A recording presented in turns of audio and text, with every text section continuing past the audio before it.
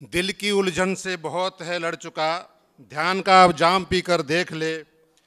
चढ़ के जाते हैं उतर सारे नशे, ये नशा भी अब चढ़ाकर देख ले। दूसरों में ढूंढता दिल की खुशी, आज तू खुद में समाकर देख ले। ढूंढता आएगा मालिक खुद तुझे, अपने को दीवाना बनाकर देख ले। चलो ना सिर झुकाते हैं, चलो ना सिर झुकाते हैं, चलो ना सिर झुकाते हैं, चलो ना सिर झुकाते हैं।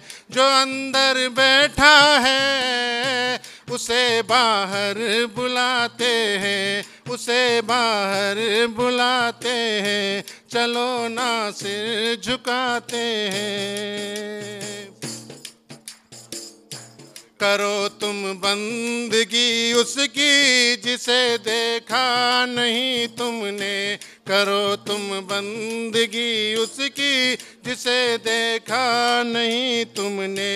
डूब जाओ तुम मस्ती में, लगे क्यों दिल दुखाने में।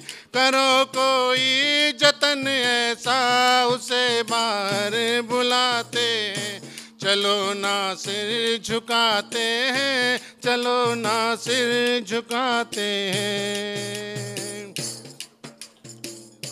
लगा कर ध्यान भ्रकुटी में, ध्यान से तुम जरा देखो।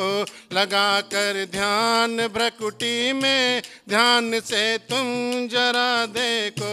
झांक कर अंतर मन में तुम छवि उसकी जरा देखो।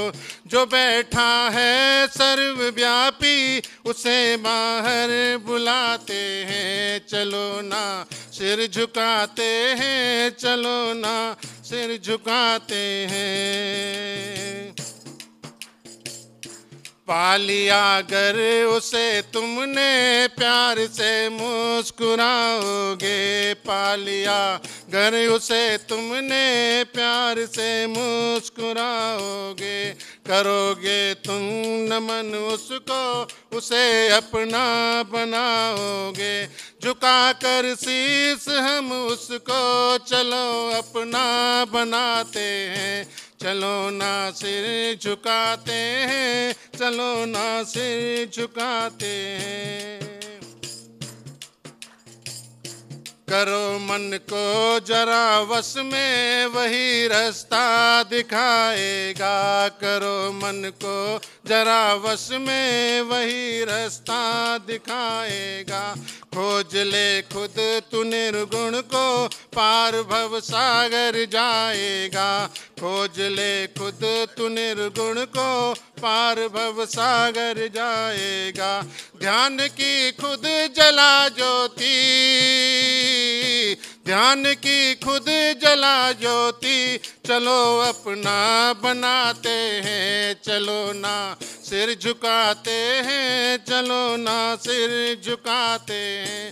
जो अंदर बैठा है उसे बाहर बुलाते हैं, उसे बाहर बुलाते हैं, उसे बाहर बुलाते हैं। धन्यवाद। थोड़ा ध्यान लगा,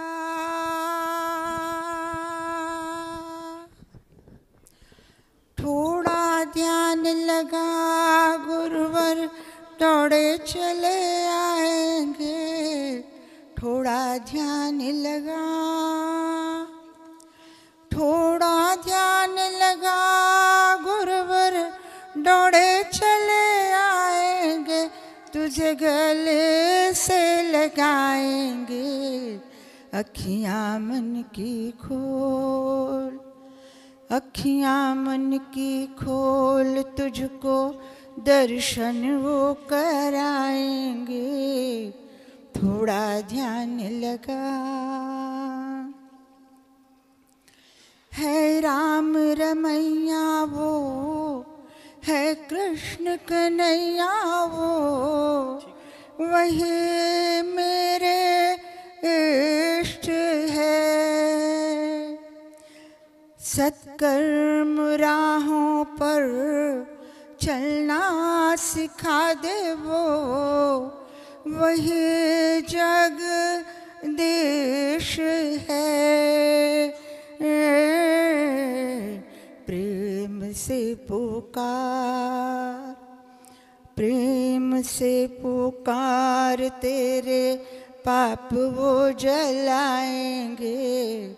थोड़ा ध्यान लगा, थोड़ा ध्यान लगा, गुरुवर डोड़े डोड़े आएंगे, तुझे गले से लगाएंगे। थोड़ा ध्यान लगा। ऋषियों मुनियों से गुरु श्रेष्ठ महिमा का किया गुण गान है। गुरुवर के चरणों में झुकते सकल सृष्टि, झुके भगवान है। महिमा है अपार, महिमा है अपार, सत की राह वो दिखाएंगे। थोड़ा ध्यान लगा, थोड़ा ध्यान लगा, गुरुवर डोड़े डोड़े आएंगे, तुझे गले से लगाएंगे। थोड़ा ध्यान लगा, थोड़ा ध्यान लगा, थोड़ा ध्यान लगा। मैं निरंजन गुप्ता, प्रधान आनंद विहार जिला एवं दिल्ली प्रांत 2 के सदस्य को निवेदन करता हूं कि वो, हाँ, कुमार जी भी यहाँ पर आए, उनको निवेदन करता हूं कि वो अखिल भारतीय प्रधान श्री देसा जी का बैज लगा करके स्वागत करें।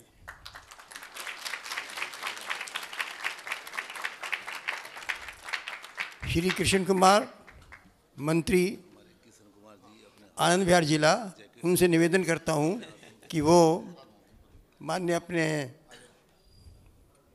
योगेश जी का बैज लगा करके स्वागत करें।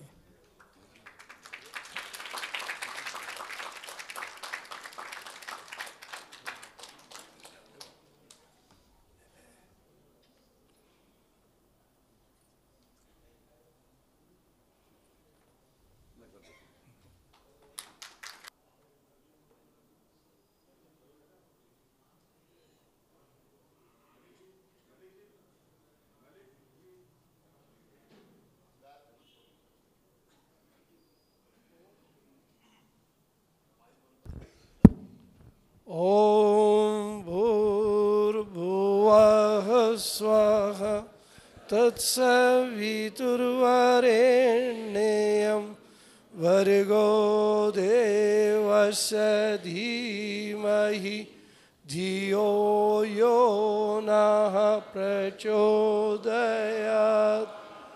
ॐ भूर्भुवः स्वः तत्सवितुर्, थोड़ा आगे, नियम भर्गो देवस्य धीमहि धियो यो नः प्रचोदयात्। ॐ भूर्भुवः स्वः तत्सवितुर्वरेण्यं भर्गो देवस्य धीमहि धियो यो नः प्रचोदयात्। और भी टपक सकता है तेल। ॐ भूर्भुवः स्वः तत्सवितुर्वरेण्यं भर्गो देवस्य धीमहि धियो यो नः प्रचोदयात्। ॐ भूर्भुवः स्वः तत्सवितुर्वरेण्यं भर्गो देवस्य धीमहि धियो यो नः प्रचोदयात्। ॐ भूर्भुवः स्वाहा तत्सवितुर्वरेण्यं भर्गो देवस्य धीमहि धियो यो न। उधर को चेहरा करो, उधर चेहरा करो। ॐ भूर्भुवः स्वाहा तत्सवितुर्वरेण्यं भर्गो देवस्य धीमहि धियो यो नः प्रचोदयात्। ॐ भूर्भुवः स्वः तत्सवितुर्वरेण्यं भर्गो देवस्य धीमहि धियो यो नः प्रचोदयात्। विनोद जी और निरंजन गुप्ता जी भी दोनों मंच पे आ जाएंगे। निरंजन गुप्ता जी और विनोद शर्मा जी। अब मैं बिना देरी किए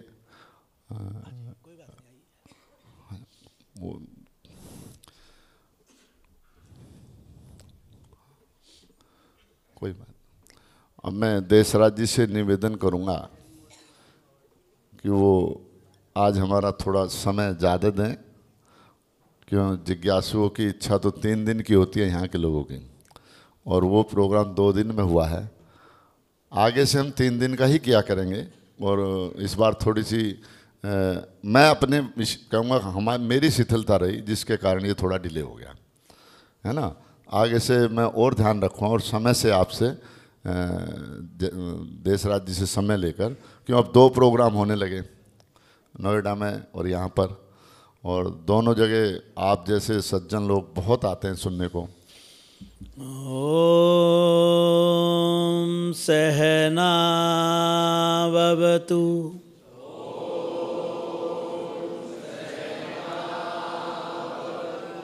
सहनो भुनक्तु सह वीर्यं करवावहै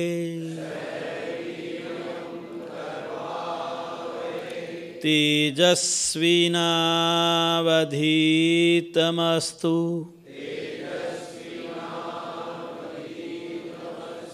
मा विद्विषावहै।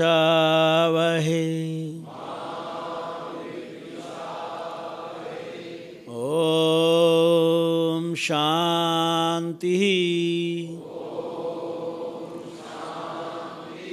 शांति शांति।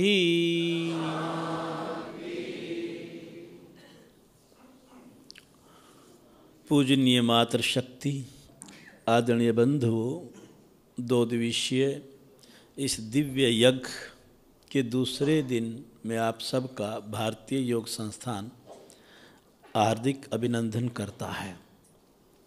प्रभु की कृपा से हम दिव्य गंगा में स्नान करने हेतु 2 दिन के इस कार्यक्रम में आए हैं।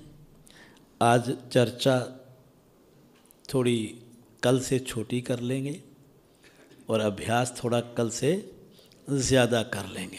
वैसे कल आपको 38 मिनट का अभ्यास करवाया था, आज इच्छा है कि इससे थोड़ा और इसको बड़ा करेंगे। वास्तव में कल आपको चर्चा में जो चर्चा की शुरुआत की थी उसमें ये बात आई थी कि प्रभु ने इस सृष्टि की जो रचना की और इस रचना में मानव कृति सर्वश्रेष्ठ कृति बनाई। इससे सुंदर कृति कोई धरती पर तो है नहीं। इसलिए प्रभु का वास भी ये देह बन गया। तो आप हमेशा अपने मन में ये भाव हमें 24 घंटे रखना है कि ये शरीर मेरे प्रभु का मंदिर है। ये देह जो है, ये जो शरीर है, ये मानव देह, ये क्या है बोलिए? मेरे भगवान का वास है। अगर मैं इस भाव के साथ अपना जीवन जीता हूँ तो आप कल्पना कर सकते हैं कि हमारे जीवन में कितना बड़ा परिवर्तन आ सकता है। ये जीवन कितनी योनियों के बाद मिलता होगा, कल्पना कीजिए। कहा जाता है लाखों करोड़ों योनियों में रह करके एक जीव को जाकर के कहीं ये मानव जीवन मिलता है। हम कह सकते हैं कि ये जीवन बहुत दुर्लभ है, बहुत योनियों के बाद मिलता है। इसलिए फिर इस जीवन को गंवा दिया या इसको नरक बना करके जिए, दुखों और पीड़ाओं के साथ जिए तो क्या जिए। अतः इस सर्वश्रेष्ठ कृति या इस जीवन को हमें अच्छे से जीना चाहिए। कैसे जीना चाहिए बोलिए? पर इस जीवन में लिप्त नहीं होना चाहिए। और अच्छे से आप ये जीवन कैसे जी सकते हैं? ध्यान के द्वारा।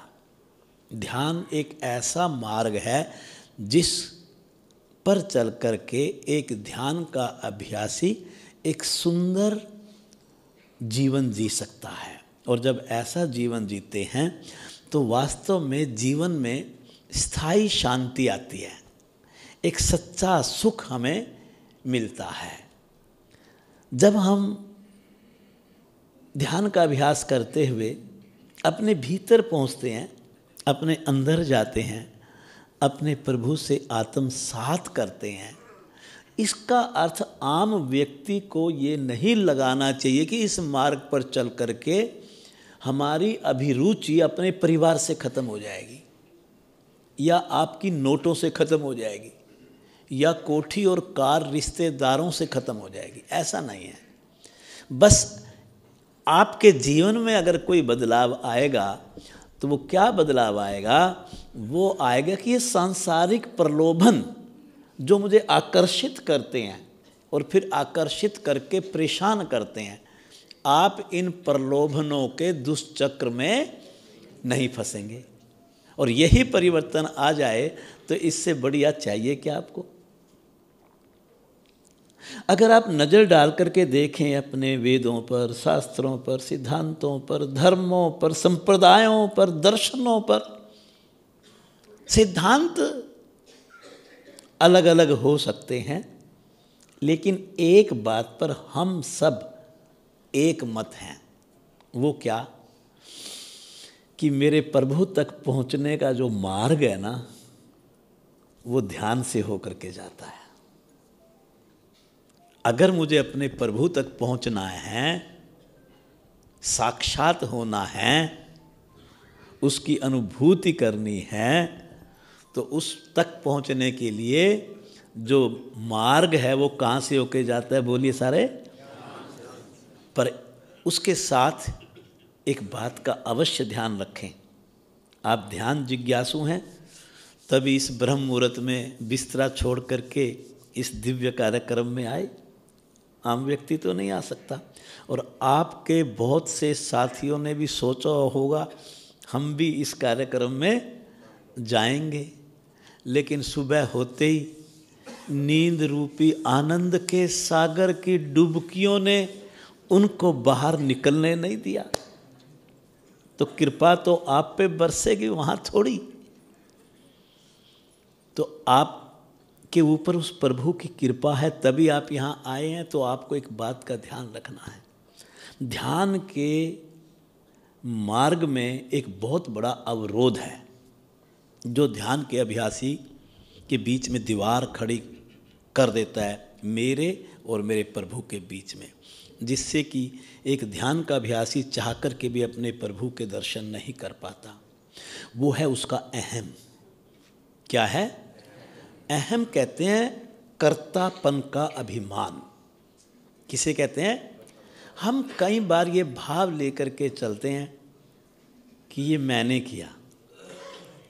कोठी बनाई तो आप अपने बेटे को तो कहते हो, पोतों को भी कहते हो, ये कोठी मैंने बनाई है, तेरे दादू ने बनाई है, ये बिजनेस मैंने खड़ा किया है, ये केंद्र मैंने खोला है, ये जिला मैंने बनाया है, और ये कार्यक्रम जो है ना, ये मेरी वजह से कामयाब होगा।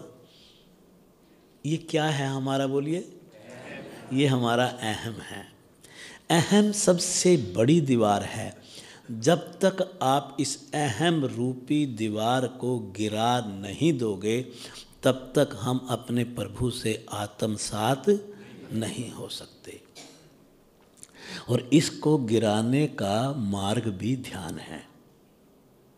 जब आप ध्यान में बैठते हो तो आपको धीरे धीरे ये विश्वास होने लगता है कि मैं करता नहीं हूँ, मैं तो दृष्टा हूँ। मैं करता नहीं हूँ, मुझसे तो करवाया जाता है, माध्यम हूँ मैं तो। अब ये जो बोल रहा है कोई भी मंच पर बैठे हुए, वो व्यक्ति नहीं बोल रहा है, वो ईश्वर बोल रहा है। वो आता है और जुबां पे माँ सरस्वती के रूप में बैठता है, अपनी बात इस रेडियो से कहलवा करके फिर दूसरा काम संभाल लेता है। और ये रेडियो क्या समझती है कि मैं बोल रहा हूँ। क्या हम क्या समझते हैं? मैं बोल रहा हूँ। तेरी तो औकात नहीं, तू एक श्वास खुद ले ले। तेरी तो औकात। अच्छा ये बताओ, ये हृदय जो धड़कता है, ये मुझसे पूछ के धड़कता है? ये जो श्वास चलते हैं, ये मुझसे पूछ के चलते हैं?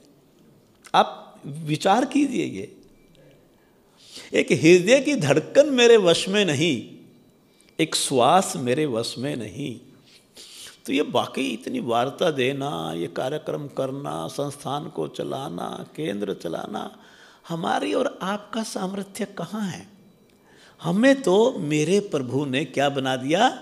माध्यम बना दिया। जिस दिन ये भाव हमारे भीतर आ जाएगा, अहम की दीवार, बोल दीजिए, गिर जाएगी। और जिस दिन ये दीवार गिर जाएगी, उस दिन आपको ओम ओम करने की भी ज़रूरत नहीं, आपको आंखें बंद करके बैठने की भी ज़रूरत नहीं। हर पत्ते में, हर कण में, हर व्यक्ति में आपको उस प्रभु के दर्शन होंगे। वो असली ध्यान होगा, वो सच्चा ध्यान होगा। होता क्या है कि जब हम सांसारिक जीवन जीते हैं, हम सब गृहस्थी हैं, यहाँ कितनी भी बड़ी बड़ी बातें कर लें अध्यात्म की, पर यहाँ से निकलते ही बोलो जैसे घर की चार दीवारी में गए सब बराबर। ऐसा होता है कि नहीं? हम गृहस्थी हैं, हम सांसारिक हैं, हमारा परिचय इस स्थूल जगत से है, हमारा परिचय इस स्थूल शरीर से है। कल ये चर्चा आई थी। अतः मैं केवल स्थूल साधनों का संचय करने में ही अपने जीवन की पूरी शक्ति लगा देता हूँ। मैं केवल इस स्थूल शरीर को जानता हूँ। आप बताओ, हम इस शरीर के लिए क्या क्या नहीं करते? सारे पापड़ बेलते हैं हम। इसी के लिए तो धन इकट्ठा करते हो आप, इसी के लिए तो तिजोरी में उसको संचय कर रखा है।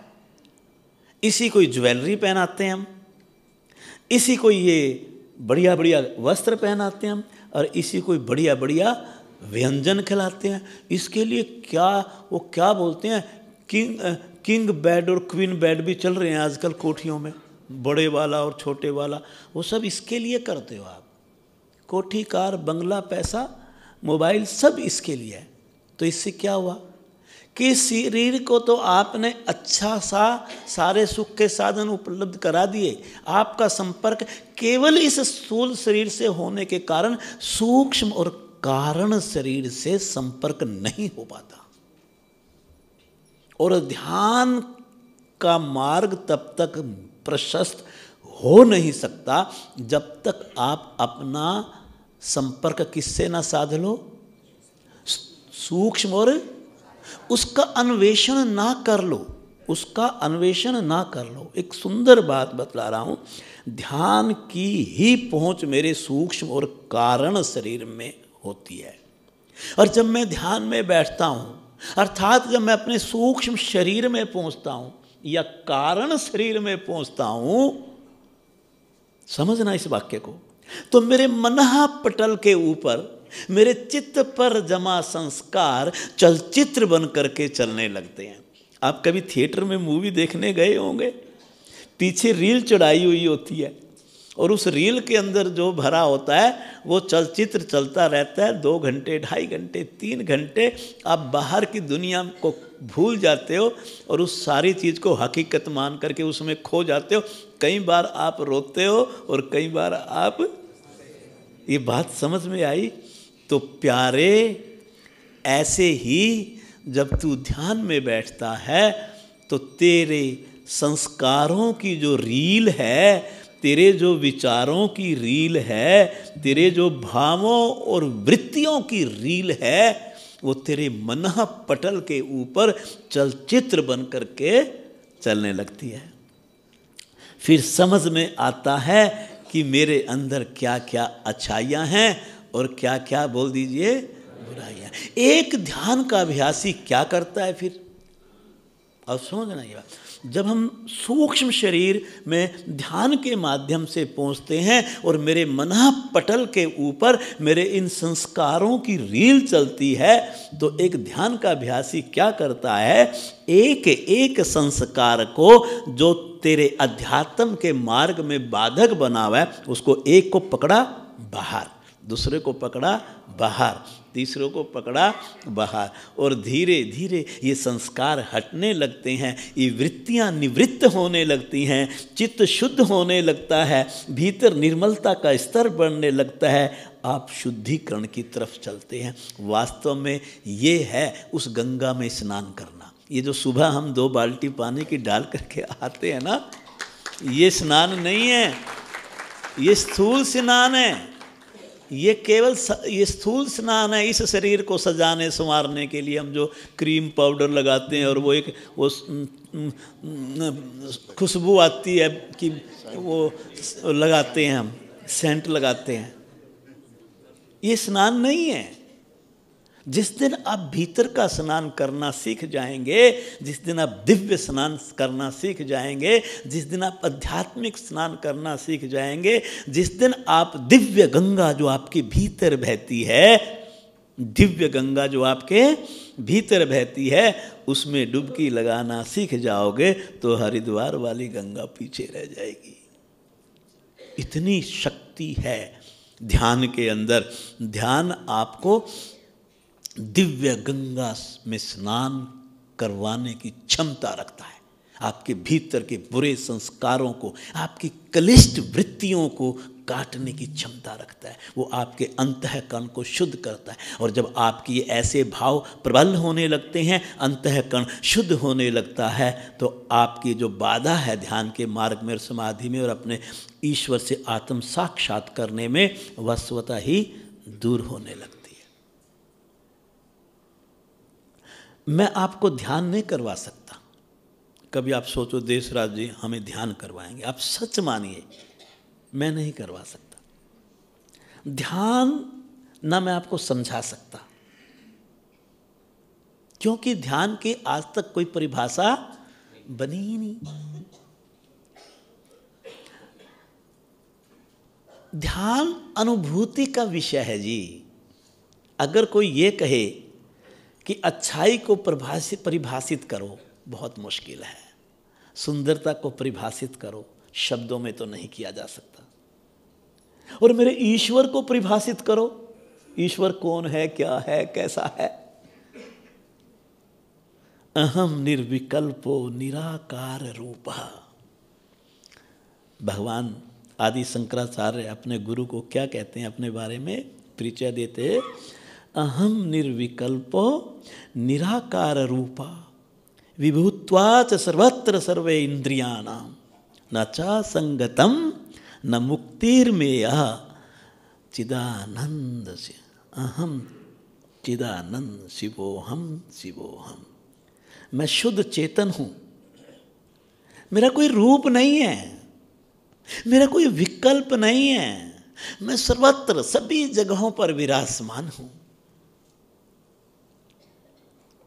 मैं ना किसी से जुड़ता हूँ, ना मैं बंधन मुक्त होता हूँ। जो जुड़ा ही नहीं किसी से, आप बोलिए, जो जुड़ा ही नहीं किसी से, तो उसको बंधन मुक्त होने की क्या जरूरत है? लेकिन हम और आप हम और आप इस संसार में इस शरीर से जुड़ गए, धन से जुड़ गए, कोठी से जुड़ गए।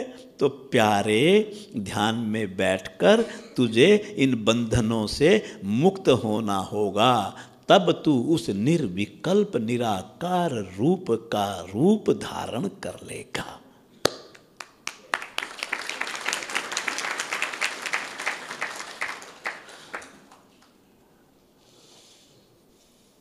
वास्तव में ध्यान को अगर समझाएं तो कैसे समझाएं? मैं एक बड़ा अच्छा उदाहरण दिया करता हूं। जब आप ध्यान में जाते हो और आपको वहां कुछ अनुभूति होती है, आप उस अनुभूति को मेरे सामने कैसे कहोगे? कभी कल्पना कीजिए, ऐसे कहोगे। कैसे? जैसे कोई गूंगा है और उस गूंगे के हाथ पे गुड़ रख दो। क्या रख दो? गुड़ रख दो। और उसको कहो, आप उसको सुनाई तो सारा दे रहा ना कि तू खा, और उसने खा लिया। और खाने के बाद उसको कहे कि तू अब इसका स्वाद बता। अब तो इसका गुड़, क्या जब गूंगे ने गुड़ खाया उसको स्वाद का पता नहीं चला? पर क्या वो आपको बतला पाएगा? तो प्यारे, जिस दिन तेरा ध्यान लग जाएगा ना, और ध्यान में जो तेरी अनुभूति होगी, तो तेरी हालात उस गूंगे जैसी होगी।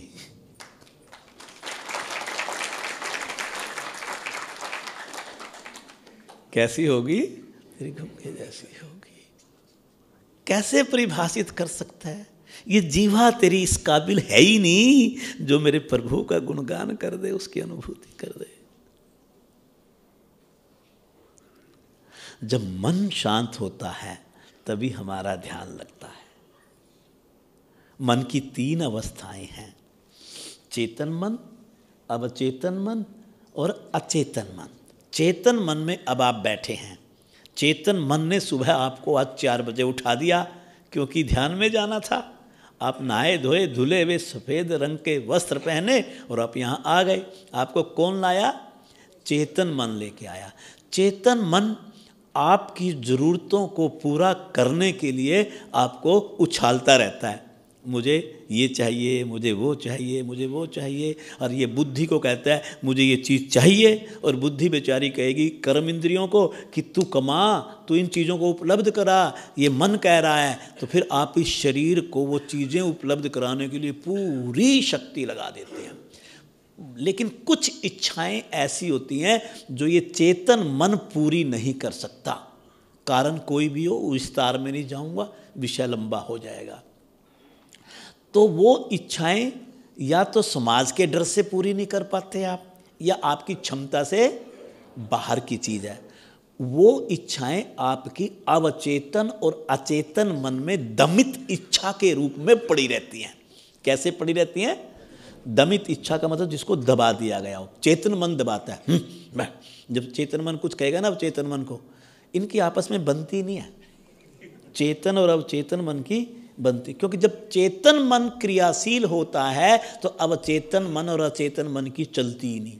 और जैसे चेतन मन निष्क्रिय हो जाता है तो अवचेतन मन आ जाता है। उदाहरण के लिए, अभी आप जागे हुए हो, जैसे आप सोओगे चेतन मन भी सो जाएगा। इसके सोते कौन सा मन उठ जाएगा? बस अवचेतन मन और चेतन मन में कोई अंतर है तो वो ये है, चेतन मन की सीमाएं हैं। पैसा होगा तो पिज़्ज़ा खा सकते हो, पैसे नहीं होंगे तो पिज़्ज़ा नहीं खा सकते। और अवचेतन मन बिना पैसे के पिज़्ज़ा खिला देगा आपको। मैं बड़ा प्यारा सच्चा उदाहरण दिया करता हूँ, सच्ची बात कहूँगा आपको ये बिल्कुल। जब मैं स्कूल में पढ़ता था तो मेरा बड़ा मन किया करता था कि भी मैं इंग्लैंड लंदन घूमने जाऊं। फिर थोड़ा बड़ा हो गया मैं, तब भी ये मन से बात ख़त्म नहीं हुई। पर मेरे पास मेरी आर्थिक दृष्टि ऐसी नहीं थी, आर्थिक स्तर कि भी मैं टिकट खरीद करके और लंदन घूमा। अब तो मैं घूम आया, ऐसी बात नहीं है, सच्चाई। पर ये सच्ची कहानी है युवावस्था की। तो मेरे मन में ये मेरी दमित इच्छा थी। अब दमित इच्छा रखने में टैक्स तो नहीं लगता ना। कोई झोपड़ी में रहने वाला आदमी और वो 1000 की गज की कोठी में रहने की इच्छा जाहिर करता है। इच्छा जाहिर करने पे तो ना सरकार टैक्स लाती ना कोई रोक टोक, तो मेरी इच्छा थी। तो उन दिनों मेरे साथ क्या होता, मैं रात को सोता, जैसी चेतन मन भी सो जाता और तुरंत मेरा कौन सा मन आता और उसमें क्या दिखता कि मेरे पास पैसे हैं और मैंने एयर टिकट खरीदी और मैं एरोप्लेन में बैठ गया और टेक ऑफ कर गया। वो उड़ रहा है, मैं बैठा हूँ, लंदन आया, लैंड कर गया। वो क्या शहर है, घूम रहा हूँ, अंग्रेज मेरे दाएं बाएं घूम रहे हैं। इतनी देर में क्या होता है, एक मच्छर काट जाता है। जैसे ही मच्छर काटा, वापस उसी चारपाई पे जहां पड़ा हुआ था। पर आप एक बात बतलाओ, समझना कि इस अवचेतन मन की ताकत, जितनी देर आप सपना देखते हो क्या वो झूठा होता है? हाँ या ना? जब आप सोते हुए बताओ, सपना देखते हुए आपको झूठा लगता है वो? अगर उड़ भी रहे होते हो ना तो भी असली का असली, हाँ आप पंख की तरह उड़ रहे हो। तो आप उस समय मैंने टिकट खरीदा, उस समय वो नकली नहीं था। जहाज में बैठा बिल्कुल नकली नहीं था, और जब मैं उड़ा तो भी नकली नहीं था, उतरा तो भी नकली नहीं था, लंदन घूमा तो भी नकली नहीं था। तो वो सपना है, तो ये भी तो सपना है भैया, ये भी एक दिन खत्म होना है। कहाँ बैठे हो आप? तो ताकत तो है अवचेतन मन की, जो बिना पैसों के टिकट दिला के लंदन की सैर करा दे। तो आप सोते समय उस मन के स्तर पर काम कर रहे हो, जागते समय इस मन के स्तर पर काम कर रहे हो। इसका अर्थ ये हुआ कि सोते भी मन कार्यकलापों में उलझा हुआ है और जागते भी मन कार्यकलापों में उलझा हुआ है। अब अपने विषय पर वापस लौट रहा हूँ। तो जब तक इस मन के कार्यकलाप चलते रहेंगे, चाहे चेतन मन हो, चाहे अवचेतन मन हो, चाहे अचेतन मन हो, तब तक आप ध्यान में नहीं जा सकते। और जिस दिन आप अभ्यास के द्वारा चेतन, अवचेतन, अचेतन मन की तीनों अवस्थाओं के अंदर उसके कार्यकलापों को शांत कर देंगे, वो निष्क्रिय हो जाएंगे, तो मन भी शांत हो जाएगा। और जिस दिन मन शांत हो जाएगा, बोल दीजिए, आप ध्यान में चले जाएंगे। आप ध्यान की उस अस्तित्व में पहुंच जाएंगे जहां आप अपने प्रभु से साक्षात करेंगे। इस अवस्था में आपको ये शरीर पार करना पड़ता है। ध्यान में क्या करना पड़ता है? और आप इस शरीर के साथ ही बैठे हुए तो आपका ध्यान नहीं है। आपको ये शरीर पार करना होगा, आपको अपने मन को भी पार करना होगा, मन पर विजय हासिल करनी होगी, उसको वशीभूत करना होगा। और फिर आत्मा के एक उस स्तर पर पहुंच जाते हैं जहां आप सुख की अनुभूति करते हैं, जहां आप परम आनंद की अनुभूति करते हैं। वो सुख इन सांसारिक सुखों से बिल्कुल अलग है। वो सुख कैसा सुख है? अकथनीय सुख है। वो कैसा सुख है? वह अवर्णनीय सुख है। ध्यान वास्तव में आत्म अनुसंधान है, अपने आप को जानना, बाहर से बोलिए भीतर की ओर जाना। ये एक तकनीक है जिसके माध्यम से साधक अपने अस्तित्व की उस गहराई में पहुंच जाता है जहां वास है मेरे जीवन स्रोत का, जहां वास है मेरे जीवन स्रोत का, जहां वास है शांति का, जहाँ वास है उस परम सुख का, जहाँ वास है उस परम आनंद का। उसे ध्यान कहते हैं, उसे ध्यान कहते हैं। आज देखेंगे हम, आज परीक्षा की घड़ी है आपकी, आप में से कितने उस आनंद के सागर में डुबकियाँ लगाएंगे। पहले वातावरण तैयार करेंगे और फिर आप संकल्प कर लें कि आज मुझे इस दिव्य यात्रा को पूरा करना ही करना है। जैसी आपके अंदर श्रद्धा होगी वैसी उपलब्धि होगी। वरना तो आप सच मानो, मंदिर में जो मूर्ति है वो उसी पत्थर से बनती है जिस पत्थर पर आप पाँव लगा करके चलते रहते हैं। लेकिन जिस दिन उस मूर्ति के अंदर आपकी श्रद्धा और आस्था पैदा हो जाती है, वो मूर्ति मूर्ति नहीं, वो साक्षात मेरे प्रभु का रूप बन जाती है। बस इतनी सी एक श्रद्धा और विश्वास की किरण ही तो आपको अपने भीतर जगानी है। उस जगाते ही आप पाएंगे कि प्रभु आपके साथ है, प्रभु आपके साथ है। बाहर की साधना को अंदर की साधना में बदलना, बहिरंग साधना को बोलिए अंतरंग साधना में बदलना ध्यान है। हम लोग क्या करते हैं, हम हर रोज़ केंद्रों पे जाते हैं, 4 आसन 4 प्राणायाम करके और सारी दुनिया को, सारे मोहल्ले को बतलाते हैं हम योगी हैं, हम योगी हैं। आप सच मानिए ये आसन और प्राणायाम की साधना बाहर की साधना है। आज आपकी साधना का स्तर बता रहे हैं आपको। ये जो हम साधना करते हैं, बोलिए क्या है ये बाहर की साधना है। आप आसनों का अभ्यास करते हो, आपकी रीढ़ स्वस्थ हो जाए, आपके घुटने ठीक हो जाएं, आपका पेट ठीक रहे, आपका पाचन ठीक रहे, आपका निष्कासन ठीक रहे, आपको आरोग्यता प्राप्त हो, आप स्वस्थ जीवन जिए। इसीलिए करते हो ना आप, इसीलिए केंद्र पर जाते हो आप। लेकिन किसकी साधना करी आपने? इस शरीर की जो खुद बहिर्मुखी है, इस दुनिया से जोड़ता है मुझे। तो ये बाहर की साधना है, यम नियम आसन प्राणायाम की साधना। बोलिए कौन सी साधना है?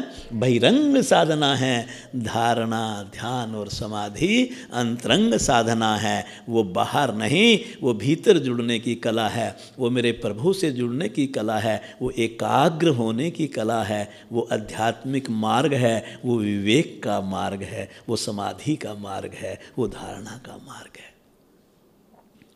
पर मैंने क्या किया? यम नियम आसन प्राणायाम बाहर की साधना बतला दी, धारणा ध्यान और समाधि को अंतरंग साधना बतला दी। पर टोटल तो 7 हुआ, 1 खा गया मैं। क्या? प्रत्याहार। क्यों खा गया? क्योंकि प्रत्याहार की साधना में वो शक्ति है जो कि साधक को बाहर से भीतर की ओर लेके जाती है। प्रत्याहार की साधना संयम की साधना है। प्रत्याहार की साधना इंद्रियों की साधना है। प्रत्याहार की साधना है इन इंद्रियों के दरवाजे जो बाहर खुलते हैं। मेरी आंखें बाहर देखती हैं, मेरे मन को बतलाती हैं, मन उस चीज़ को पाने के लिए उछलता है। शादी में गए और सहेली ने 5 लाख वाला सेट पहना हुआ है, आपने 2 लाख वाला पहना हुआ है। तो मन ने देख लिया, अब आंखों ने देख लिया, मन उछल रहा है। घर जा कर के थोड़ा सा नखरे दिखाए, थोड़ा सा गुस्सा किया। तूने किया क्या मेरे लिए आज तक? क्या किया तूने? कमा कमा करके ऐसे इधर उधर लुटाते रहे। मेरी आज नाक कट गई। मेरी सहेली ने 5 लाख का पहन रखा था और मैंने 2 लाख का इतने दिन से कह रही थी, और तूने मेरे को 5 लाख वाला बोलो नहीं दिलवाया। अच्छा लग रहा है ना? क्या करेगा वो? और ज़्यादा मेहनत करेगा। क्या करेगा? और ज़्यादा मेहनत करेगा। ये आँखें मन को बहिर्मुखी बनाती हैं, ये कान बहिर्मुखी बनाते हैं, ये जीवा बहिर्मुखी बनाती है, ये त्वचा बहिर्मुखी बनाती है। पर सच मानिए, यहाँ साधना के माध्यम से जिस दिन इन इंद्रियों के दरवाजे बंद कर दोगे, बाहर के दरवाजे बोलो, तो इनके अंदर के दरवाजे खुल जाएंगे। और जैसे ही अंदर के दरवाजे खुल जाएंगे, आपको भीतर के दिव्य आकर्षण से आपका साक्षात होगा, तो ये बाहर का आकर्षण का कद बहुत छोटा हो जाएगा। तो प्रत्याहार की साधना एक नदी पर सेतु के समान है। अब मान लीजिए ये जो यहाँ का पक्ष है ये बहिरंग साधना है, ये यहाँ का पक्ष है ये अंतरंग साधना है, और बीच में एक जगह छोड़ रखी है, ये खाली आपने 2 फुट की, ये एक नदी है। क्या है ये? नदी बहुत चौड़ी है, नदी बहुत गहरी है, नदी के अंदर जलधारा बह रही है, जलधारा की गति बहुत तेज है। ये मेरी वृत्तियाँ हैं, ये मेरे संस्कार हैं, ये मेरे विचार हैं, ये मेरी इच्छाएं हैं। मुझे बाहर की साधना से अंदर की साधना में जाने के लिए ये नदी पार करनी है। अगर इस नदी को पार करने लगोगे, नदी गहरी है और जलधारा तेज है, तो बोलो क्या होगा? डूब जाओगे। तो प्यारे, साधना से इस नदी के ऊपर प्रत्याहार रूपी सेतु बना दो। बोलो क्या बना दो? प्रत्याहार रूपी सेतु। सेतु समझते हैं? बस जिस दिन ये प्रत्याहार की साधना का एक सेतु बना दोगे तो इधर से उधर और उधर से इधर, जब आपको परिवार के साथ रहना है रह लो, और जब मेरे प्रभु के संग रहना है तो सेतु पार करो, अपने प्रभु के संग बैठ जाओ, अपने प्रभु के संग बैठ जाओ। बहिरंग साधना को अंतरंग अगर आपने रिंग रोड सुना, आजकल तो आबादी बढ़ गई, पता ही नहीं चलता, रिंग रोड भी बीच में आ गई। अगर मैं पुरानी दिल्ली की बात करूं, आज से 20 साल पहले 30 साल पहले की, तो जो रिंग रोड हुआ करते थे उससे बाहर कुछ होता ही नहीं था, सब अंदर ही होता था शहर। अब रिंग रोड पे मैं घूमता रहूं, रिंग रोड छोड़ूं ही ना, तो क्या मैं लोटस टेम्पल और रेड फोर्ट देख पाऊंगा? तो प्यारे, अगर भीतर से दिल्ली को देखना है तो रिंग रोड छोड़ के अंदर प्रवेश करना ही पड़ेगा। तो आपको ये जो बाहर की साधना करते हो ना, आसन प्राणायाम के, कभी केंद्रों पे जाना बंद कर दो, देशराज जी कह के गए, करो, वो साधना भी जरूरी है, पर भीतर की साधना उससे ज़्यादा जरूरी है, उससे ज़्यादा जरूरी है। अस्थिरता को स्थिरता में बदलना ध्यान है। आपको एक बात बतलाते हैं कि जो मेरे प्रभु ने ये जो सृष्टि बनाई है, इसमें दो विरोधी तत्वों से बनाई है। जैसे कुछ बोलूँगा, आप उस पर चिंतन करना। दुख जहाँ पर है सुख भी है, जहाँ मान है वहाँ अपमान भी है, जहाँ ठंडी है वहाँ गर्मी भी है, जहाँ ऊंचा है वहाँ नीचा भी है, जहाँ पहाड़ है वहाँ वादी भी है, जहाँ दिन है, बोलो, ऐसा लगता है कि सब एक सिक्के के दो पहलू हैं, एक सिक्के के। अब आप कल्पना कीजिए, जो कुछ आपने बतलाया ये आपको कैसे पता चलता है। कल मैं यहाँ पे आया और मेरे को निरंजन जी ने एक पटका पहनाया, मुझे बड़ा अच्छा लगा, क्योंकि उन्होंने मेरा मान किया। एक कटु वचन बोल दो ना तो क्या हो जाएगा? ये कौन कह रहा है, किसको कह रहा है कि मेरा मान हुआ, मेरा अपमान हुआ? ये मन कह रहा है। ये कौन कह रहा है? मन कह रहा है। जब 3 डिग्री टेम्परेचर में आप बाहर निकलते हो तो आपकी त्वचा को ठंड लगती है, ये आपके मन पे पहुंचती है। शरीर और मन मिलकर के आपको कहते हैं आज ठंडी बहुत तेज़ है। और जब 48 डिग्री टेम्परेचर में दिल्ली में निकलते हो और गर्म हवा शरीर से टकराती है तो फिर शरीर और मन कहता है कि आज। ये कौन कह रहा है बोलिए? शरीर और मन। शरीर और मन खुद स्थिर नहीं, वो मेरे स्थिर को क्या जाने। अब शब्दों पर ध्यान देना। शरीर और मन जो खुद परिवर्तनशील है, वो बोलिए मेरे प्रभु को क्या जाने, क्योंकि वो तो स्थिर है। क्या है वो? स्थिर है। जब मैं 5 साल का था, आप कल्पना कीजिए क्या मैं ऐसा हूँगा? क्योंकि आपने देखा नहीं, पर बता तो सकते हो क्या ऐसा था। और जब 15 साल का हुआ तो ऐसा था क्या? 25 और 35 साल का हुआ ऐसा था। और आज जैसा हूँ क्या वो कल ऐसा रहूँगा? जब मैं 5 साल का था तो मेरा मन खिलौनों में लगता था। जब मैं 15 साल का था तो मन किताबों में लगता था। जब 25 साल का हुआ, शादी हो गई, तो अब वो परिवार के साथ लगने लगा। बच्चे पैदा हुए तो बच्चों में लगने लगा। नोट कमाने लगा तो बोल दीजिए नोटों में लगने लगा।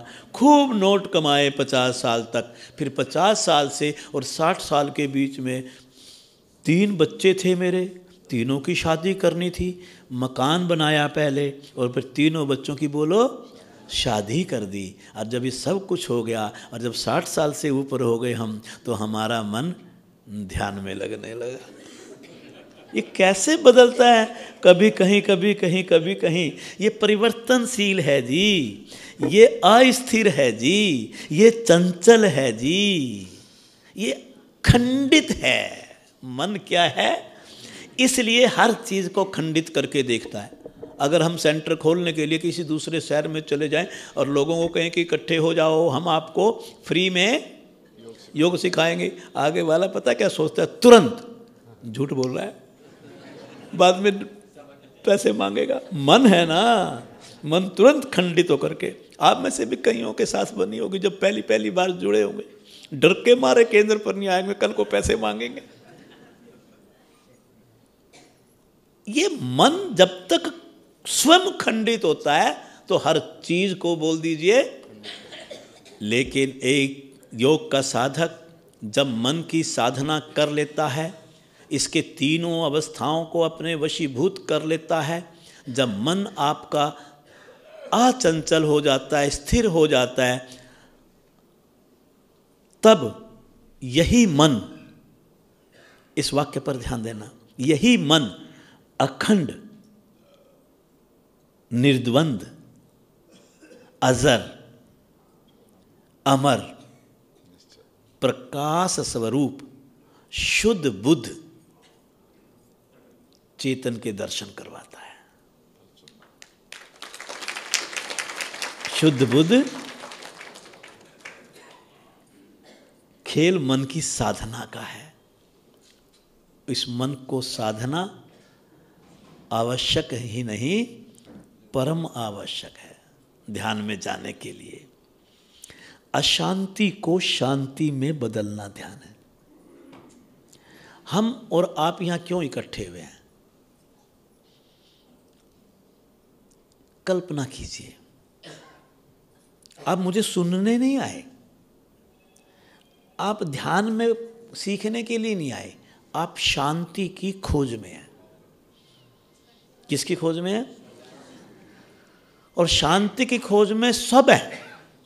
क्या चाहते हैं? सुबह से शाम तक एक बिजनेसमैन दुकान पे बैठ कर के कि आज मैं 50,000 रुपये कमा के लाऊंगा, नोट घर में आएंगे, बढ़िया कोठी, बढ़िया कार बनेगी, सारे सुख के साधन होंगे, घर में शांति आ जाएगी। आती है क्या? बोलो ना। पर कर तो शांति के लिए कर रहे हो। आप जो कुछ भी करते हो जीवन में सब शांति के लिए। वो बात दूसरी है, अभी असली शांति का मतलब नहीं पता। हम शांति कहाँ ढूंढ रहे हैं? कोठी में, कार में, बंगले में, शोहरत में, पद में, इसमें ढूंढ रहे हैं। मदिरा सेवन करने वाला मदिरा में शांति ढूंढता है, धूम्रपान करने वाला धूम्रपान में शांति ढूंढता है। लेकिन क्या ये शांति ऐसे मिल जाएगी? आपकी प्रकृति क्या है? आपका उद्भव स्थान क्या है? आप कहां से आए हैं? आप कहां से आए हैं? प्यारे, याद रखना, जहां से आप आए हैं, जब तक आप वहां पहुंच नहीं जाओगे तब तक आप शांत हो नहीं सकते।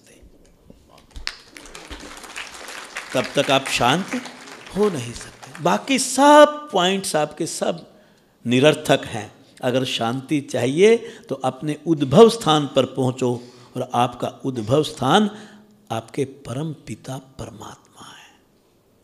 मैं बड़ा अच्छा उदाहरण दिया करता हूं कि समुद्र का पानी गर्मी के कारण वाष्पीकृत होकर वायु का रूप धारण करके और पहाड़ों में जाकर के बर्फ बन करके गिरता है।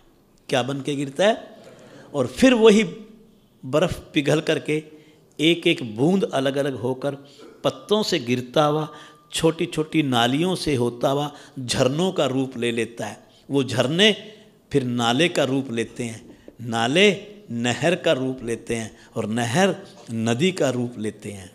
कभी पानी चलते हुए थकता नहीं है, झर झर बहता है, कल कल करके बहता है, दिन में बहता है, रात में बहता है, ठंडी में बहता है, गर्मी में बहता है, पहाड़ों से टकराता है, पेड़ों और किनारों से टकराता है, लेकिन रुकता नहीं। वो कुछ कह रहा है क्या? वो ढूंढ रहा है किसी को क्या? वो ढूंढ रहा है जहाँ से उसका जन्म हुआ। और आप देखिए, वो तब तक शोर मचाता हुआ चलता बहता रहता है दिन रात, जब तक वो नदी कलकत्ता में जाकर किस में ना मिल जाए। जैसे समुद्र में मिल जाती है वो शांत हो जाती है, क्योंकि कहाँ से उत्पन्न हुई थी? तो हे पगले मानव, इंसान, हे ध्यान के अभ्यासी, हे जिज्ञासु, तू समझ ले कि तेरा उद्भव तेरे परम पिता परमात्मा से हुआ है, तेरी मूल उत्पत्ति तेरे प्रभु से हुई है। जब तक तू वापस अपने प्रभु की गोद में नहीं पहुंच जाएगा, बिल्कुल वैसे ही जैसे कल उदाहरण दिया था। कैसे? जब बच्चा रोता है, अब उसका जन्म कहाँ से हुआ? उस टाइम अपनी माँ के गर्भ से। तो जब तक वो माँ के सीने से नहीं लग जाता, कोई दूसरा उठाता है ना तो दुगना रोने लगता है बच्चा। कभी देखा करो, ये दुगना रोता है। वो चाहता तो वो भी है, उसको प्यार तो वो भी करेगा, लेकिन वो शांत किसकी गोद में जाके होता है? अपनी माँ की गोद में होता है। तो तू शांत कब होगा? जब तू अपने प्रभु की गोद में बैठेगा। और यकीन मानो, बस वो आपके साथ है। आपको बाहरी दुनिया से, इस स्थूल सूक्ष्म कारण शरीर से पार करके श्रद्धा और विश्वास के साथ अपने मन से उसको पुकारो तो वो आपके साथ होंगे। एक छोटा सा दृष्टांत जरूर सुनाऊंगा, क्योंकि दृष्टांत के बिना बात अधूरी रह जाती है, और फिर उसके बाद अभ्यास करेंगे हम। एक प्रभु के भक्त थे आप जैसे, उसका ध्यान बड़ा अच्छा लगता था। जैसे ही वो ध्यान में बैठते, प्रभु साक्षात सामने आ जाते, और वो कुछ भी अपने प्रभु से पूछते, प्रभु बड़े प्यार से उसकी हर बात का जवाब देते। सूक्ष्म रूप में हर रोज प्रभु उनके साथ होते। जब भी वो ध्यान में बैठता, बड़ी अच्छी अच्छी बातें होती दोनों के बीच में। एक दिन भक्त बोला अपने प्रभु से, प्रभु एक बात पूछूं? कहता वत्स पूछो। कहता आप मेरे साथ जब मैं खुश होता हूँ, सुखी होता हूँ तभी होते हो, या मेरे दुख में भी मेरे साथ होते हो? तो प्रभु बोले, वत्स मैं तेरे सुख में भी तेरे साथ होता हूँ और मैं तेरे दुख में भी तेरे साथ होता हूँ।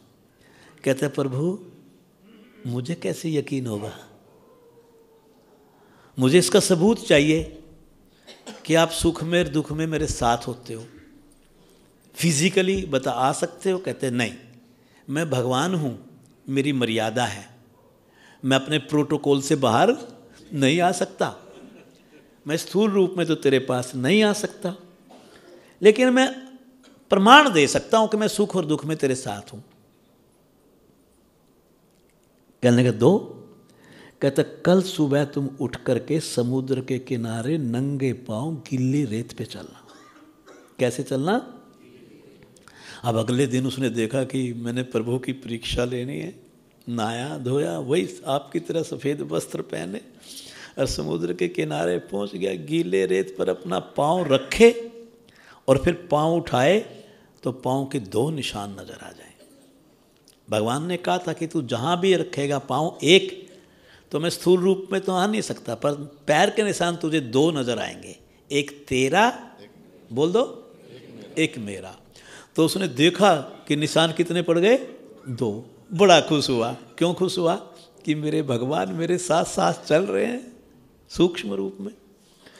अभी 10-15 कदम ही चला था, चलती क्या वह हवा चल पड़ी, समुद्र के ऊपर बड़ी बड़ी लहरें आने लग गई। और बड़ी बड़ी लहर का क्या काम होता है कि किनारे पे जो भी चीज़ हो खींच के अंदर ले जाती। अब वो लहर किससे टकराने लगी? भक्त से, और भक्त को पकड़ के अंदर खींचने लग गई। अब भक्त मारे बाहर जोर, लहर खींचे उसको अंदर। अब भूल गया पैर के निशान और भगवान जी को, अपनी जान की लाले पड़ गए। लहर अंदर खींचे, भक्त बाहर, लहर अंदर खींचे और भक्त बाहर की तरफ। वो पसीने आ गए समुद्र के पानी में भी जान बचाने के लिए। काफ़ी मशक्क़त करने के बाद लहरें शांत हो गई, जान बची। लंबा सांस लिया कि आज तो बड़ी मुश्किल से जान बची। फिर याद आया तू भगवान भी तो साथ चल रहा था। पाँव उठाया, निशान एक रह गया। दो थे ना पहले, कितना रह गया? एक। फिर मन में आया, वाह रे वाह भगवान, जब तक मैं खुश था तो तू मेरे साथ था, मुसीबत की घड़ी में गायब हो गया। वहीं बैठ गया ध्यान करने, और जैसे ही ध्यान किया प्रभु साक्षात दिखाई दिए। प्रभु ने पूछा कि वत्स कैसे हो? कहता देख ली तेरी दोस्ती। भगवान को क्या कहता है? प्रभु देख ली तेरी दोस्ती। कहता क्या हुआ वत्स? कहता जब तक मैं सुख में था, खुशी था, तू मेरे साथ था, और जब मेरे ऊपर मुसीबत आई तो तू छोड़ के चला गया, तू छोड़ के चला गया। कहता तुझे कैसे पता चला वत्स? कहता जब मैं सुखी था निशान 2 थे, और जब मैं पीड़ा में था तो निशान 1 था। तो उस समय प्रभु कहते हैं वत्स यही तो तेरी भूल है, यही तो तेरी भूल था। जब तू खुश था, सुखी था, तो तू मेरे साथ चल रहा था, मैं तेरे साथ चल रहा था, और जब तेरे पास पीड़ा आई, तू मुसीबत में आया, तो मैंने तुझे अपनी गोद में उठा लिया। वो जो तुझे एक निशान दिखाई दिया, वो निशान तेरे पैर का नहीं, बोल दीजिए, वो मेरे पैर का निशान था। हम उस भगवान पर शक करते हैं, जरा सी कोई बात होती है कि प्रभु मेरा साथ नहीं देते। आप सच मानो, प्रभु हर सुख में हमारे साथ हैं, प्रभु हर दुख में हमारे साथ है। तू नियत से पुकार, श्रद्धा से पुकार, विश्वास के साथ पुकार, तेरे को प्रभु कभी तेरे से दुख होते नजर नहीं आएंगे। किसी भी एक ध्यानात्मक आसन में बैठेंगे आप, चाहे वह अर्ध पद्मासन, पद्मासन, सिद्धासन, सुखासन, स्वस्तिक आसन हो, दोनों हाथों को ब्रह्मांजलि मुद्रा में रखेंगे। दाएं हाथ की हथेली पर बाएं हाथ की हथेली रखते हुए नाभि के ठीक नीचे पेड़ों के निचले हिस्से में दोनों जंघाओं के मध्य रख दें। कंधे बिल्कुल सामान्य स्थिति में रहेंगे, ना आगे झुकना ना अकड़ के बैठना, बिल्कुल सामान्य और साधारण स्थिति बना लें। आँखों को कोमलता से बंद कर दें। जिन्होंने चश्मे पहने हुए हैं उतार करके साइड पर रख दें। शरीर के एक अंग को निहारना प्रारंभ करें शवासन की भांति, जैसे पैरों के पंजे, टखने, पिंडली, घुटने, जंघाएं, पेट का निचला भाग, ऊपरी भाग, वक्ष स्थल, दोनों बाजुएं, गर्दन, मुखमंडल, कपाल। 3 से 4 आवृत्तियां दोहराएं और शरीर को शिथिल करते जाएं। बस अब आपको यात्रा, ये दिव्य यात्रा है, जो मन से शब्द सुनाई देंगे, आपने मानसिक रूप में उसका अनुकरण करना है। कहीं पर भी आपका ध्यान नहीं जाएगा, विचार नहीं जाएंगे, शरीर और मन नहीं जाएगा। 3 से 4 बार शरीर की, पैर के अंगूठे से सर की चोटी तक, सर की चोटी से पैर के अंगूठे तक मानसिक अवलोकन करते जाएं और मन में भाव लाएं कि मेरे शरीर के किसी भी अंग में किसी भी तरह की अकड़न जकड़न तनाव नहीं है। मेरा शरीर शिथिलता की ओर बढ़ रहा है, विश्रांति की ओर बढ़ रहा है। नासिका के अग्रभाग पर सजगता का केंद्र बना करके श्वास प्रश्वास की क्रिया का मानसिक अवलोकन करें। श्वास आ रहे हैं, श्वास जा रहे हैं, मैं दृष्टा भाव से देख रहा हूँ, ऐसे जैसे मेरा कोई 3 मंजिल मकान है, मैं तीसरी मंजिल के झरोखे में किसी खिड़की में बैठकर सड़क पर आते जाते व्यक्तियों को देखता हूँ, लेकिन उनसे बात नहीं करता। ठीक उसी प्रकार इन श्वासों को देखते जाएं। कोई छेड़छाड़ नहीं करनी, श्वासों की सामान्य गति आप देख रहे हैं मात्र दृष्टा भाव से। अब हर श्वास के साथ मेरा प्रयास होगा श्वास को अब हम थोड़ा गहरा, लंबा और चक्रों के साथ करेंगे।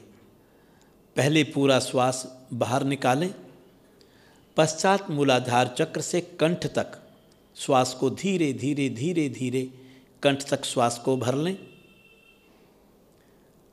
और कंठ से मूलाधार चक्र तक रीढ़ के आखिरी गोटी तक श्वास को बाहर निकालें। कम गति से श्वास को भरना और निकालना है और पूरी जानकारी के साथ और सजगता के साथ लेना और छोड़ना है। 3 आवृत्तियां पूरी होने पर श्वास को थोड़ा छोटा करेंगे। स्वाधिष्ठान चक्र जो कि रीढ़ के मध्य सुषुम्ना मार्ग पर प्रजनन अंगों के पीछे है, आप देखें और वहाँ से श्वास कंठ तक भर लें और फिर कंठ से स्वाधिष्ठान चक्र तक श्वास को बाहर निकालें। 3 आवृत्तियां दोहराएं। आपकी जानकारी के बिना श्वास न भीतर आएगा न बाहर जाएगा। आपको जानकारी यह भी रहनी चाहिए कि श्वास कहाँ पर भरा जा रहा है और कहाँ से निकाला जा रहा है। पूरी सजगता श्वासों पर लग जाएगी। पश्चात नाभि से कंठ तक श्वास को भरना और निकालना है। जब श्वास भरें तो नाभि से अनाहत, अनाहत से विशुद्धि चक्र तक जाएं। जब श्वास बाहर निकालें तो विशुद्धि चक्र से अनाहत और अनाहत से मणिपुर चक्र तक जाएं। नाभि के ठीक पीछे रीढ़ के मध्य सुषुम्ना मार्ग पर मणिपुर चक्र स्थित है। 3 से 4 आवृत्तियां होने पर अब अनाहत चक्र से हृदय से कंठ तक श्वास को भरें। श्वास छोटे होते जा रहे हैं मेरे, अनुभव करना है आपको। अनाहत चक्र से कंठ तक, कंठ से अनाहत चक्र तक, अर्थात हृदय से कंठ तक और कंठ से हृदय तक श्वास को भरें और निकालें। श्वास और छोटे हो गए। अब 3 श्वास लें और छोड़ें।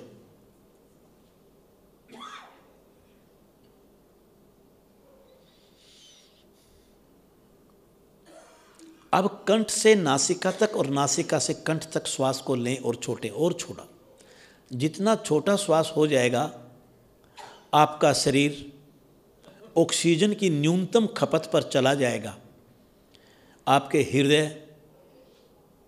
विश्राम करेगा, रक्त परिभ्रमण अच्छा बनेगा और मानसिक संतुलन बनाने में ये बहुत सुंदर साधना कहलाती है। धीरे धीरे मन शांत होता जाएगा, साधना अंतरंग होती जाएगी और आप ध्यान की अवस्था की ओर बढ़ते जाएंगे। पर तैयारी सही उचित होनी चाहिए, तकनीक सही होनी चाहिए। अब आप केवल नासिका के अग्रभाग पर ध्यान दें। बिल्कुल न्यूनतम मात्रा में श्वास को आते जाते देखें।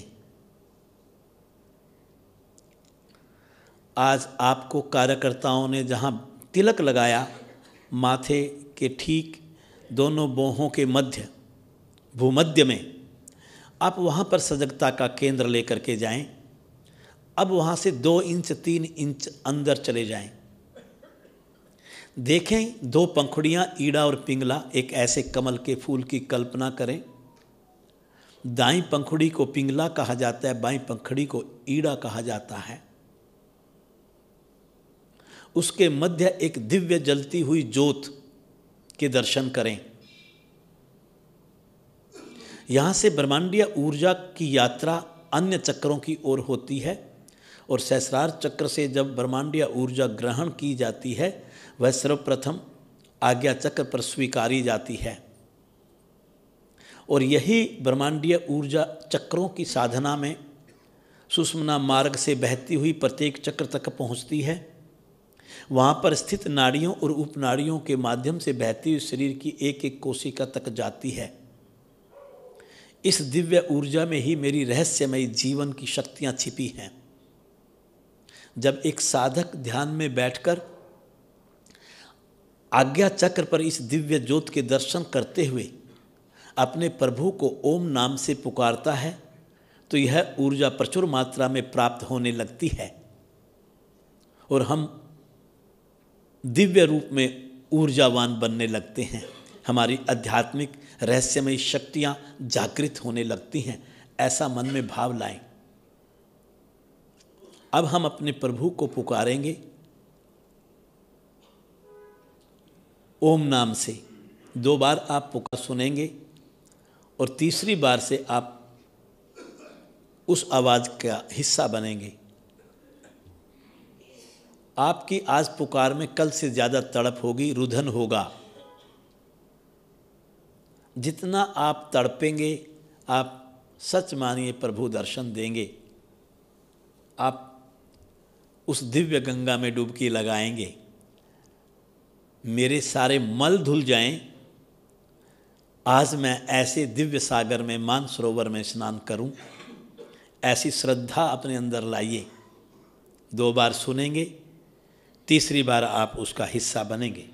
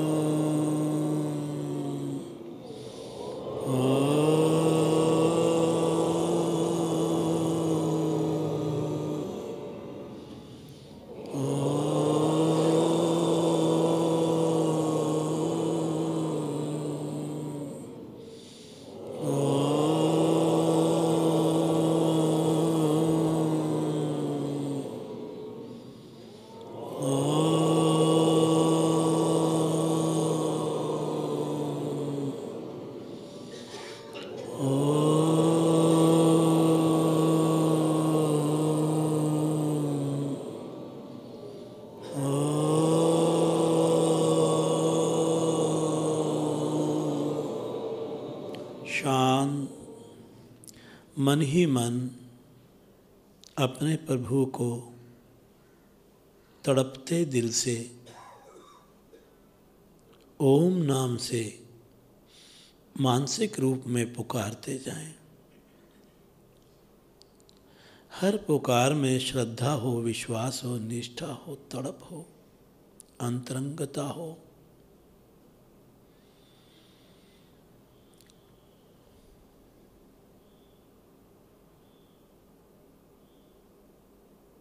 हृदय से पुकारना है, मन से पुकारना है। मन में विश्वास लाइए कि मैं अपने प्रभु से आज साक्षात करूँगा। जब भक्त अपने प्रभु को हृदय से पुकारता है तो प्रभु अपने भक्त को साक्षात दर्शन देते हैं। जैसी आपकी पुकार में श्रद्धा होगी, जैसी आपकी पुकार में लयबद्धता होगी, अंतरंगता होगी, प्रभु उतनी ही तड़प के साथ अपने दर्शन आपको देंगे।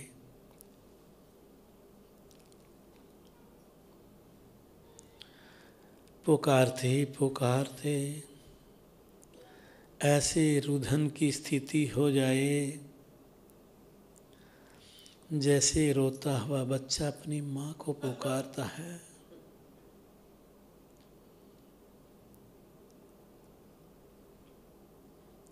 प्रभु अपने भक्त को रोते हुए कभी सहन नहीं करते।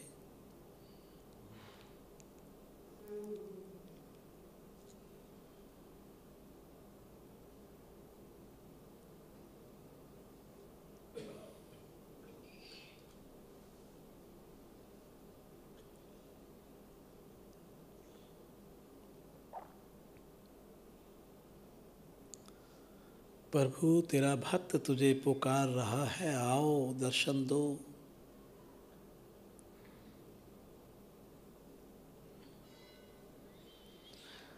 हर पुकार में अपने भीतर एक विशेष स्पंदन का महसूस करें। ऐसा महसूस करें जैसे मेरा अंतःकरण दिव्य प्रकाश से प्रकाशित हो रहा है।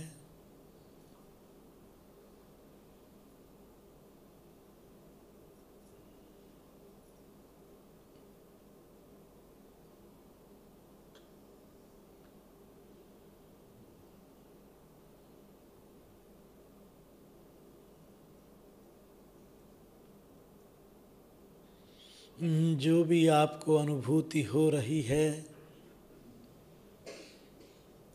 वह आपके प्रभु की अनुभूति है, उसे स्वीकार करें। मन में भाव लाएं कि साक्षात मेरे प्रभु मेरे साथ हैं, मैं अपने प्रभु के दर्शन कर रहा हूँ।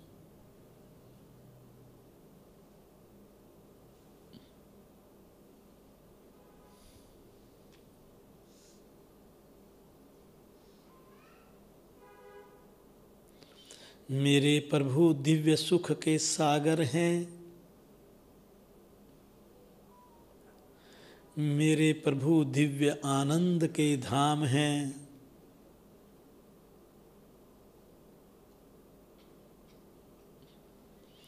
इस दिव्य सागर के दिव्य जल से स्नान कर लें।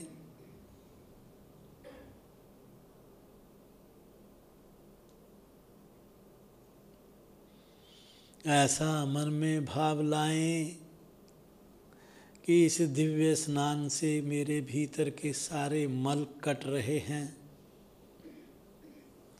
मेरा अंतःकरण शुद्ध हो रहा है। ऐसा मन में भाव लाएं।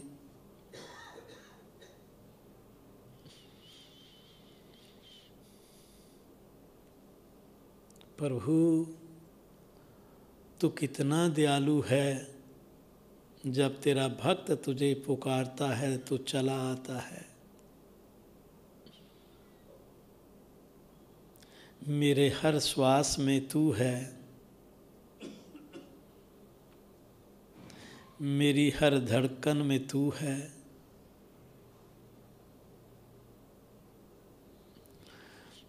जब मैं था तू ना था, तू पायो मैं नाए। प्रेम गली अति साकरी, जामे द्वी न समाए। प्रभु तेरे और मेरे बीच ये कैसा प्यार है, कैसा प्रेम है। जब तू था मैं नहीं था, जब मैं था तू न था, तू पायो मैं नाए, जब तू मिल गया मुझे मैं ख़त्म हो गई। प्रेम गली अति सांकरी, जामे द्वी न समाए।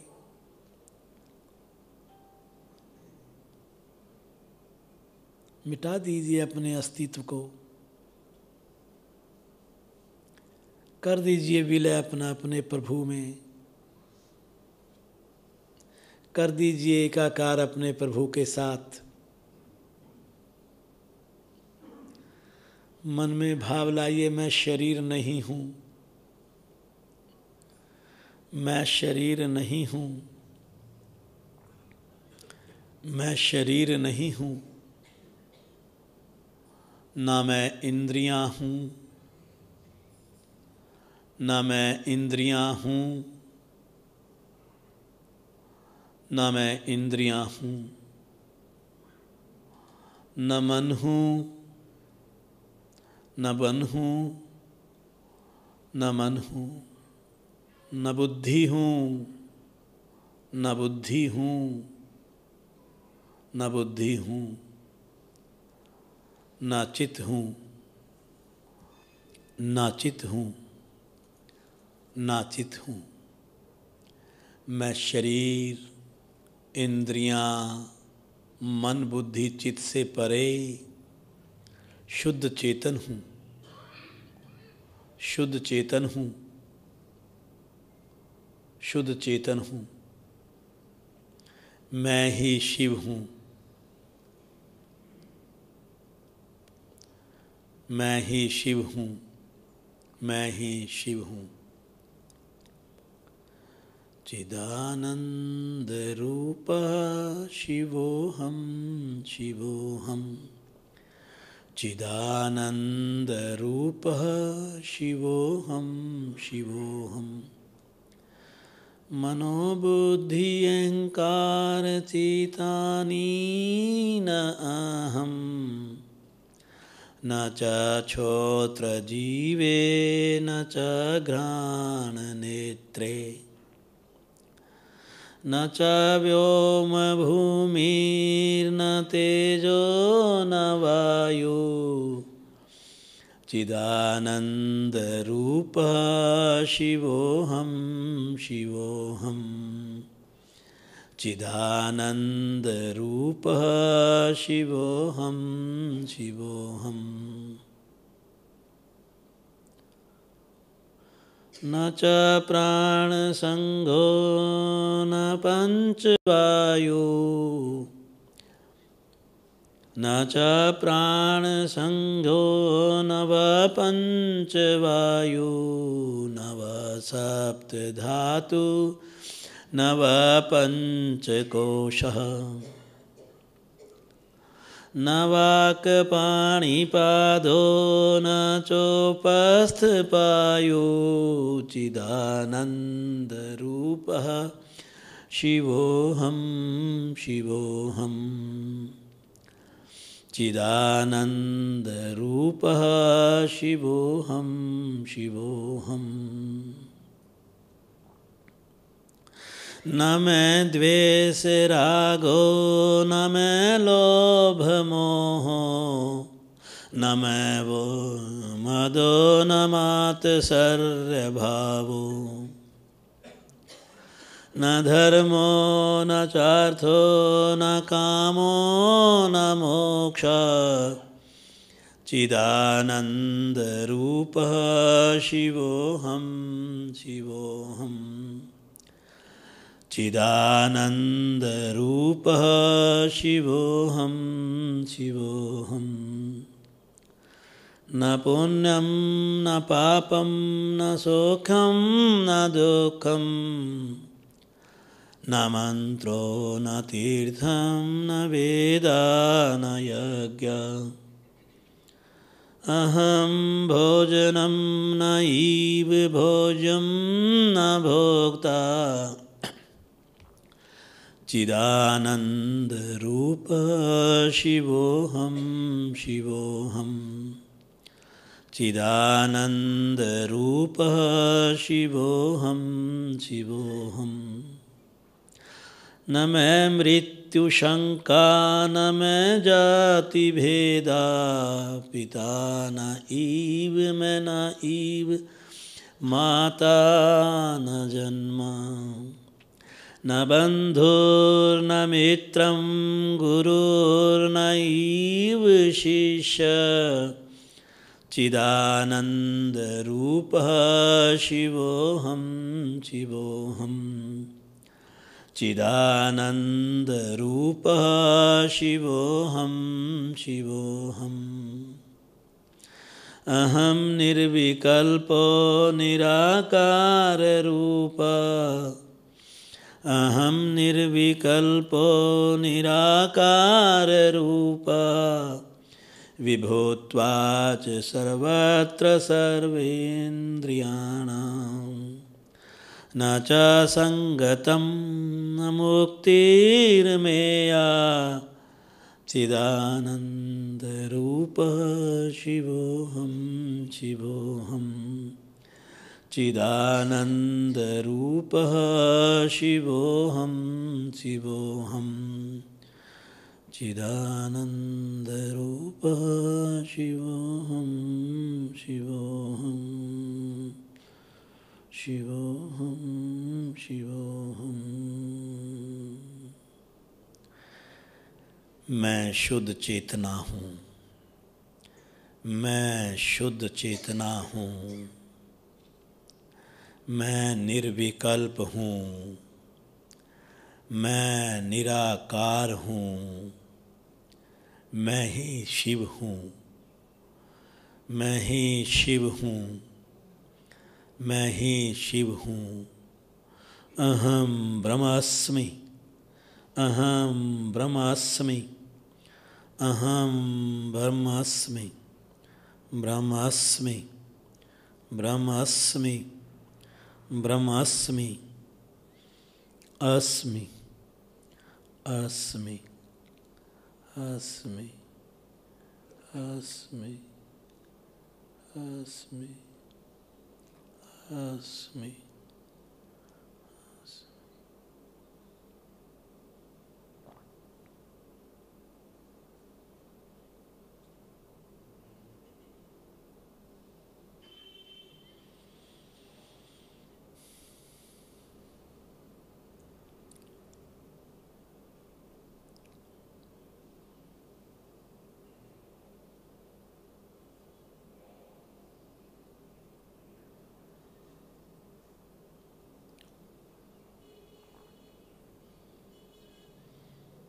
मांगे अपने प्रभु से, क्या मांगेंगे आप? क्या है आपको पास मांगने को? प्रभु तेरे भक्त को तू मिल गया तो तुझे और क्या चाहिए?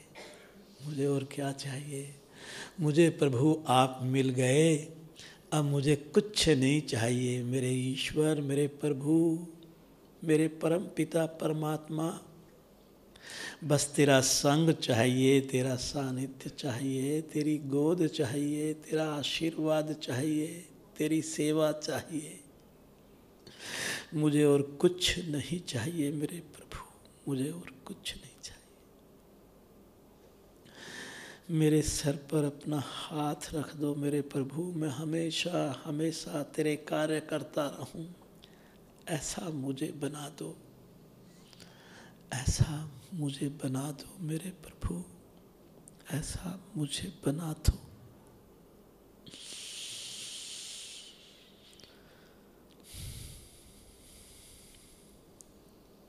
तेरा लाख लाख शुक्रिया मेरे प्रभु, तूने आज साक्षात दर्शन दिए। मेरे पास धन्यवाद के लिए शब्द नहीं है। मेरे भावों को ले लो मेरे प्रभु, मेरे भावों को स्वीकार कर लो, मेरे भावों को स्वीकार कर लो मेरे प्रभु, मेरे भावों को स्वीकार कर लो। मैं धन्य हो गया प्रभु तुझे पाकर, मैं धन्य हो गया मेरे प्रभु, मैं धन्य हो गया प्रभु, मैं धन्य हो गया प्रभु, मैं धन्य हो गया प्रभु।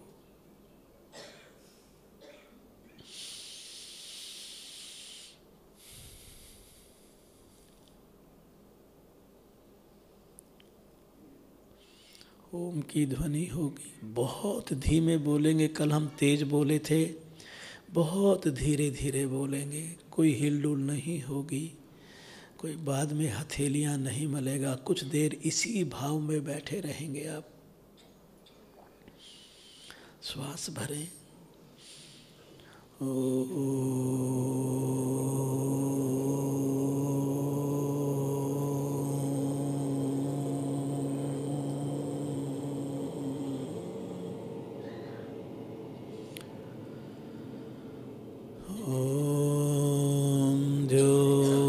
शांतिरंतरिक्षगं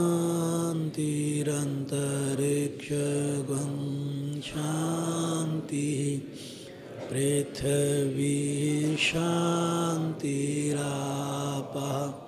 शांतिरोषधया शांति वनस्पतयः शांतिर्विश्वे देवा शांतिर्ब्रह्म शांति सर्वगं शांति शांतिरेव शांति सामा शांतिरेधि। ओम शांति शांति शांति।